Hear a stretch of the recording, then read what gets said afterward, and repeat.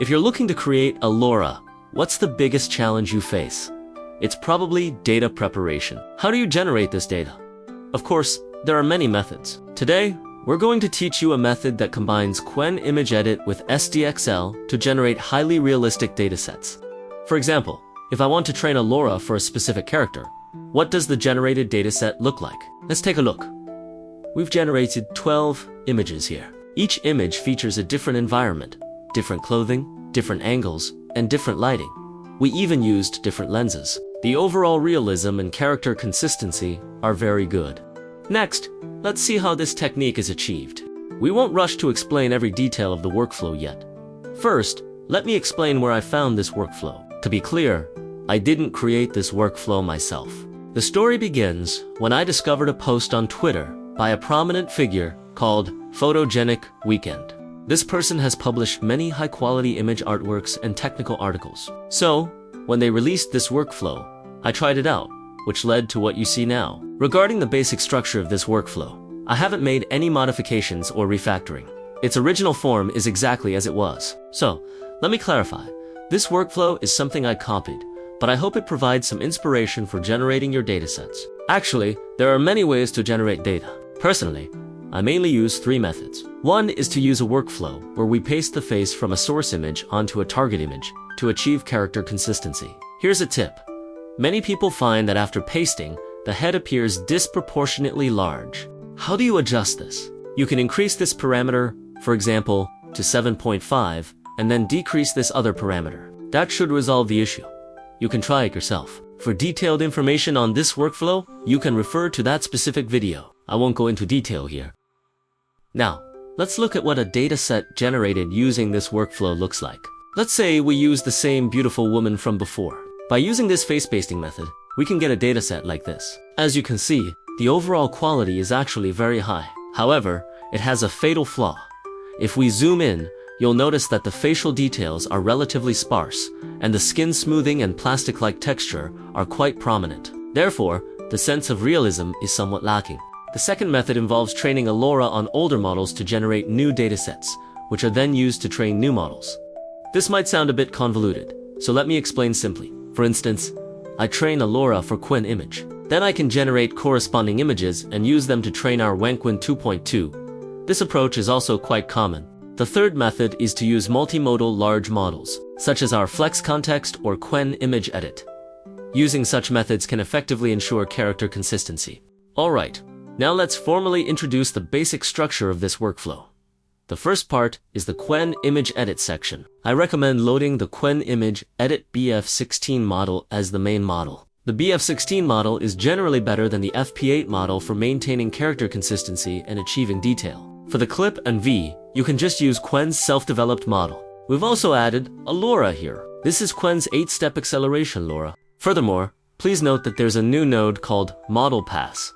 What's its purpose? If you remove it now and connect directly, running this workflow will not cause an error. However, if you bypass it, then it will cause an error because this node will not be active.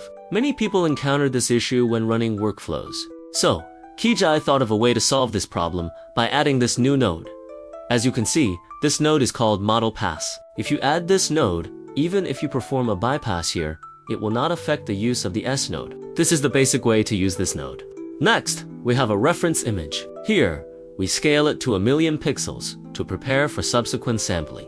The middle section is essentially for prompt processing. For example, we use a node called CR Prompt List. In this list, we've used a multi-line format to input 12 prompts. These 12 prompts are highly valuable. They use a method of expressing character consistency to make Qwen Image Edit generate realistic images of the character in different environments, different lighting, different angles, and even with different lenses. For example, the first one is on a crosswalk using a 35mm lens, followed by detailed descriptions. Each environment, angle, and lighting is different. This node allows the prompts to be cycled for generation. So, here we can set the start index. Where you want to start generating from default is 0. For the maximum, we usually put 1000 because it's rare to have 1000 prompts. Then, it goes through our text and code, Qwen Image Edit. The negative prompt here is very simple. Just low quality. That covers the prompt section. For the sampling section, let's take a look. We obtain the model and then adjust the shift. Note that it uses 1.10 while the official setting is 3.10. You can modify this yourself. Additionally, CFG normal is used here. Why CFG normal? Because we are using negative prompts. Under normal circumstances, when CFG is 1.0, negative prompts don't work. If you want negative prompts to be effective, it's best to use CFG, normal, or NAG. Then, further down, we decode it. Since I used 12 prompts, 12 images were generated. Here, you can examine the effect of each image. Below this is actually a secondary sampling, or SDXL correction part. Here, we've loaded an SDXL model. We all know that some SDXL models generate extremely high-quality realistic characters. For example, the model we're using here, you can find this model on Civitai via this link.